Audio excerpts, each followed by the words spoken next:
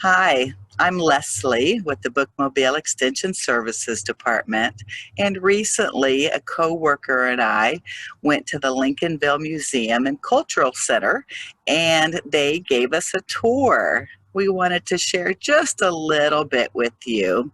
And if you want more information about Lincolnville Museum and Cultural Center, they are located at 102 Martin Luther King Avenue. And we hope you enjoy this. Thank you. Hi, welcome to Lincolnville Museum and Cultural Center. We're here in the former Excelsior High School building in Lincolnville.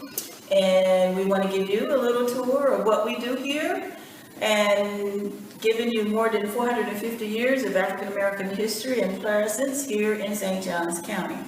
So we have several different ways that we tell our stories. We have a Lincolnville timeline that covers 150 plus years of Lincolnville, and you'll find that on your wall here. And then we're going to take you to some earlier history of the tribal history that came out of Africa and give you a little bit of that, take you all the way up through Fort Mose and into Emancipation, and then later you'll be able to see some of the actual Lincolnville Lifeway stories that talk about the lifestyles of people, the businesses, the churches, the organizations that were a part of Lincolnville itself. And we'll end with some civil rights stories and some of our entertainment stories that are also housed here. Hi, I'm Kimberlyn Elliott. I'm the Associate Director here at the Lincolnville Museum and Cultural Center.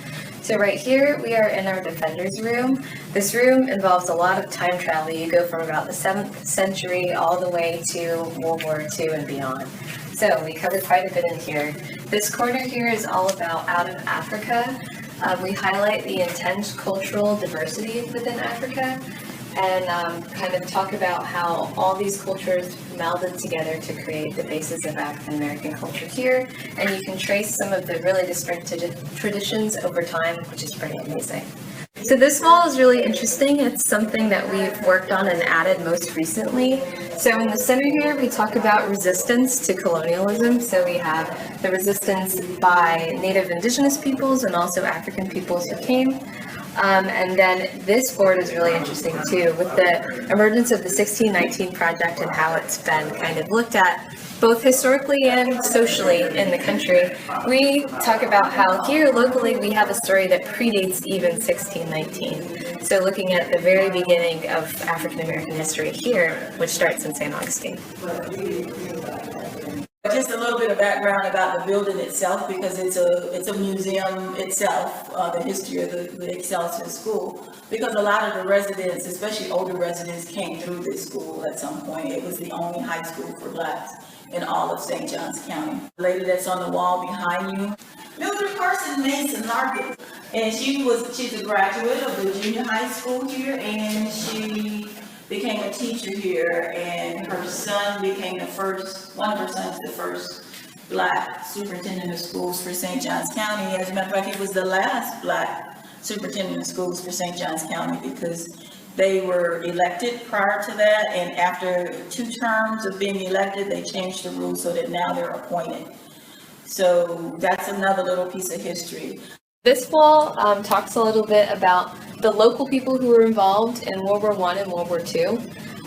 So we have kind of the core of our collections here are really from families who donated personal items.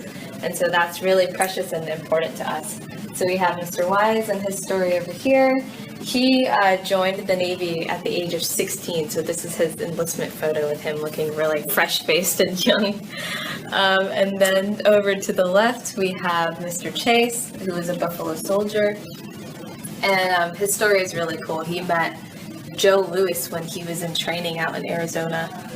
So these photographs were taken by Richard Twine, who is a local photographer who lived and worked in Lincolnville. They're really just beautiful, striking images that capture what life was like in the 1920s. We have just a small offering, a little snapshot, if you will, of what he took.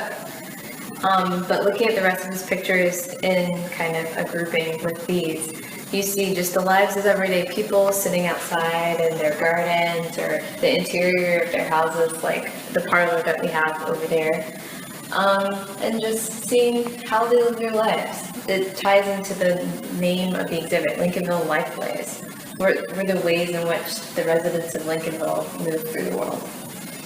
We hope that you enjoyed that abbreviated tour as much as we did. And if you'd like more information about the Lincolnville Museum and Cultural Center, their web address is lincolnvillemuseum.org. Thank you for joining us today.